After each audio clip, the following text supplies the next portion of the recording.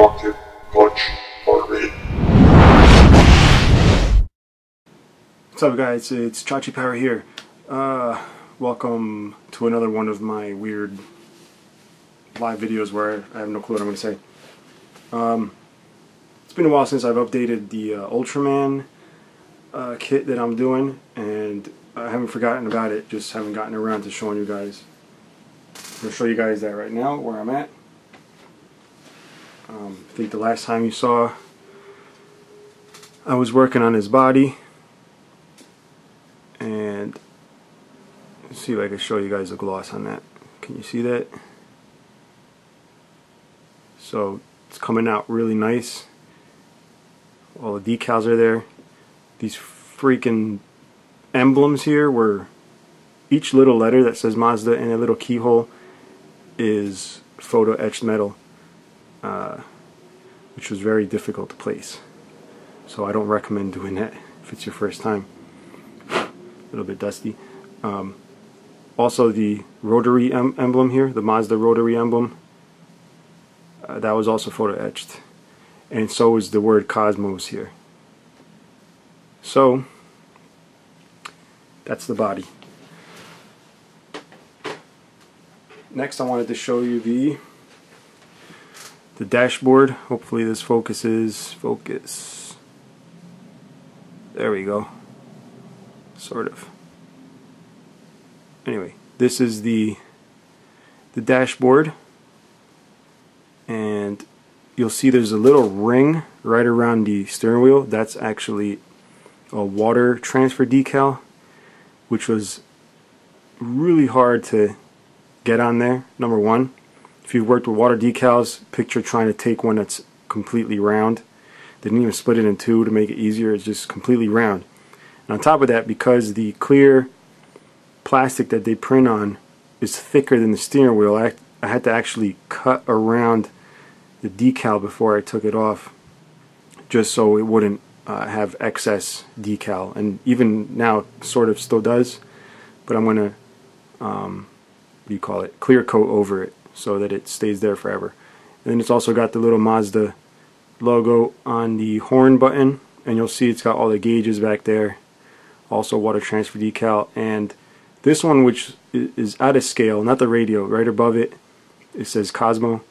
The actual Cosmo is much smaller, but I guess they couldn't print that small, so it's a pretty big Cosmo there. But underneath it has the actual molded detail of the word Cosmo. You can actually lightly brush on it to say the word Cosmo, but I just chose to leave it like that, and hopefully it won't bother me, because I'm really a stickler for detail like that. Next is the chassis. So make sure this focuses. Here is the Cosmo chassis.